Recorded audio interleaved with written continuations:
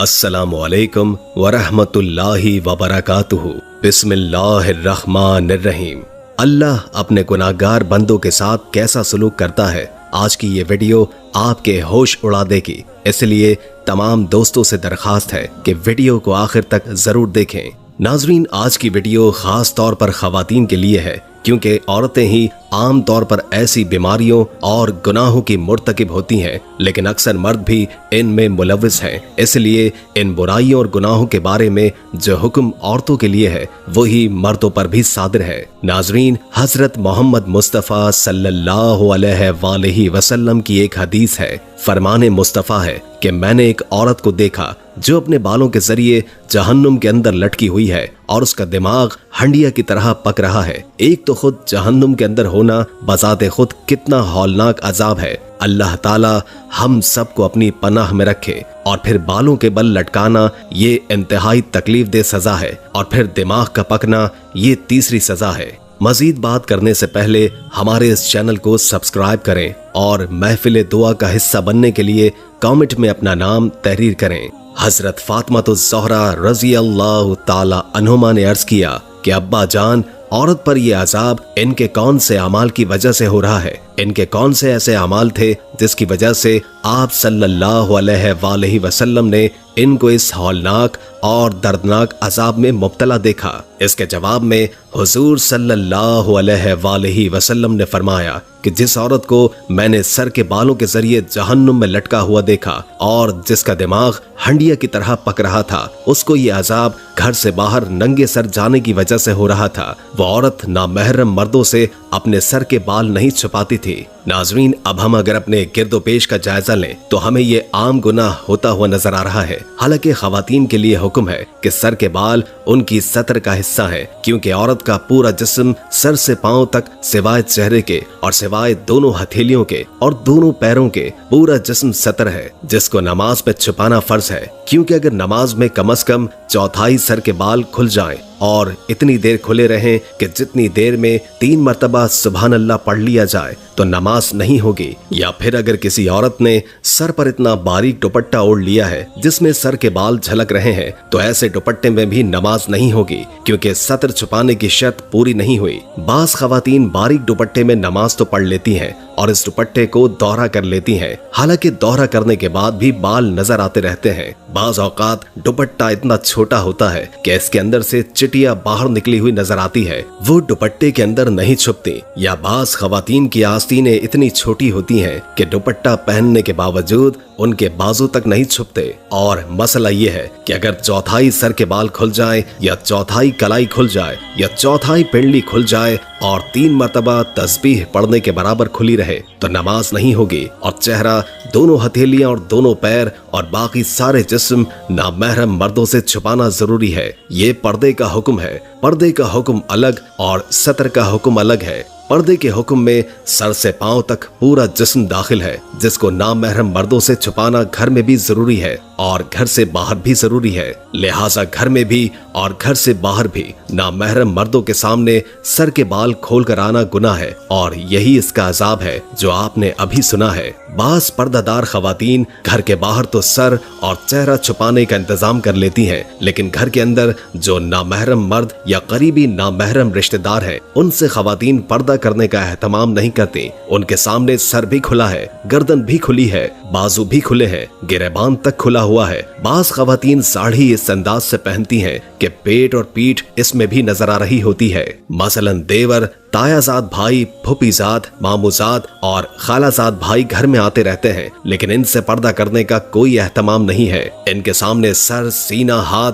और बाजू सब खुले हुए हैं, जबकि शरीयत में इन सब से पर्दा करने का हुक्म है और इनके सामने सर खोलने की इजाजत नहीं है। हाँ, इतनी गुंजाइश है जो नामहरम मर्द घर के अंदर रहते हैं उनसे हर वक्त मुकम्मल पर्दा करना मुश्किल है। मसलन देवर या जेठ घर के अंदर साथ रहते हैं, अब हर वक्त इनकी आमदोरफ्त रहती है और वो अक्सर घर में काम काज भी करते रहते हैं। इनके बारे में यह हुक्म है कि इनके सामने भाभी को चाहिए कि वो कोई बड़ा और मोटा दुपट्टा इस अंदाज से ओढ़ ले कि इसमें पेशानी से ऊपर के और सर के सारे बाल छुप जाएं। और दुपट्टा इस तरह बांधे जिस तरह नमाज में बांधा जाता है, और इसमें दोनों बाजू भी छुप जाएं और वो अपनी पिंडली भी शलवार वगैरह से छुपाए। पिंडली का जिक्र यहाँ इसलिए किया गया है कि आजकल इन्हें खुला रखने का रिवाज चल रहा है, जो सरासर नाजायज है। सिर्फ चेहरा, दोनों हथेलियां और दोनों पैर खुले हों, इस अंदाज में उनके सामने आना जाना रखे और घर का काम अंजाम दे तो इसकी गुंजाइश है। और इसमें बेहतर यही है कि चेहरे पर घूंघट डालकर उनके सामने आए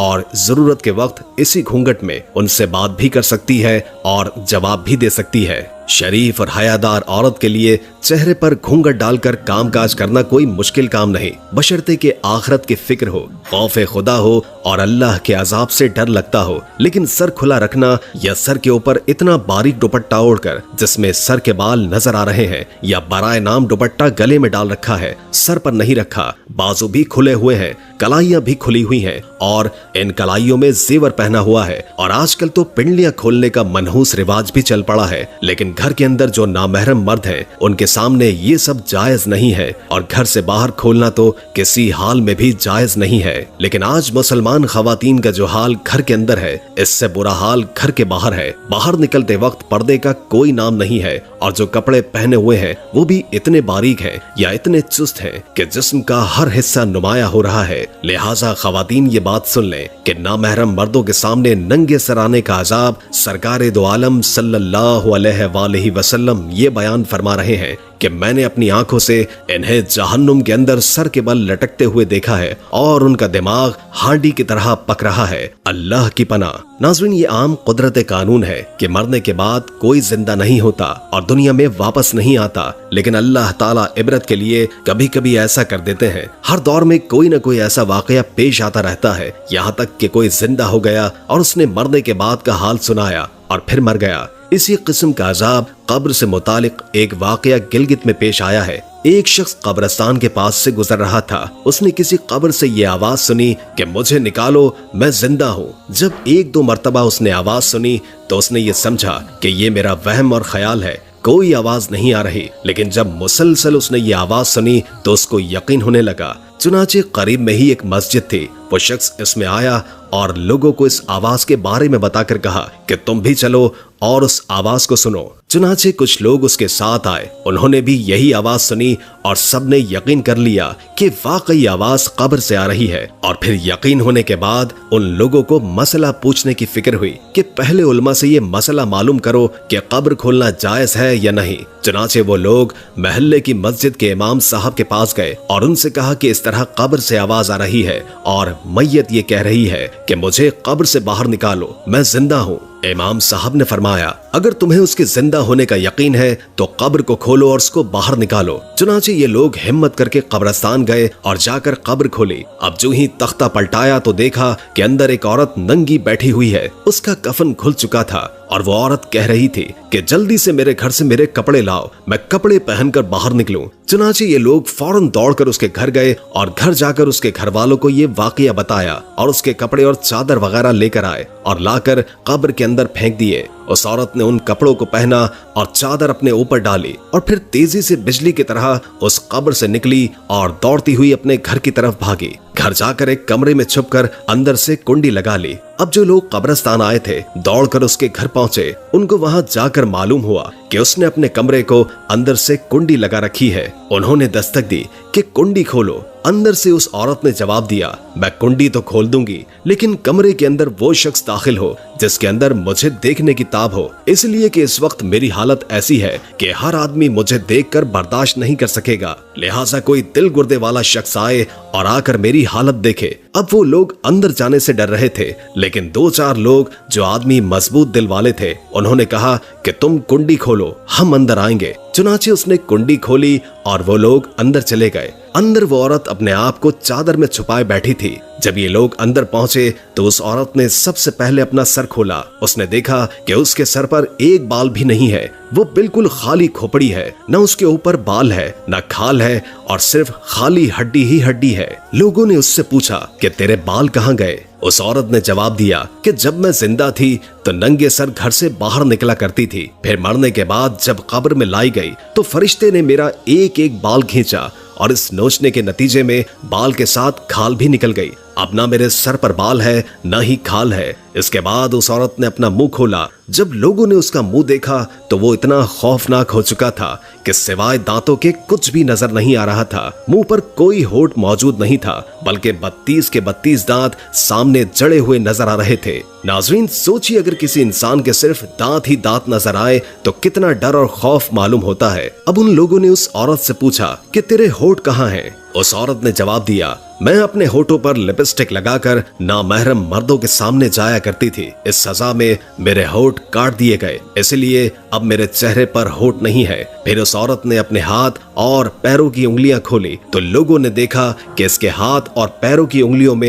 एक भी नाखून नहीं था। तमाम उंगलियों के नाखून गायब थे। उससे पूछा कि तुम्हारी उंगलियों के नाखून कहाँ गए? उस औरत ने कहा, उंगलियों के नाखून पर नाखून पॉलिश लगाने की वजह से मेरा एक एक नाखून खींच लिया गया, क्योंकि मैं ये सारे काम करके घर से बाहर निकला करती थी। इसलिए जैसे ही मरने के बाद कब्र में पहुंची तो मेरे साथ ये मामला किया गया। मुझे ये सजा मिली कि मेरे सर के बाल नोच लिए गए, मेरे होठ भी काट दिए गए और नाखून भी खींच लिए गए। इतनी बातें करने के बाद वो बेहोश हो गई और मुर्दा बेजान हो गई, जैसे कि लाश हो। उन लोगों ने दोबारा उसको कब्रिस्तान में पहुंचा दिया। नाज़रीन, अल्लाह ताला को ये इबरत दिखानी मकसूद थी कि देखो इस औरत का अंजाम क्या हुआ और इसको कितना हौलनाक अजाब दिया गया। बेपर्दा खवातीन इस वाक़ये से इबरत हासिल करें और उन गुनाहों से तौबा कर लें।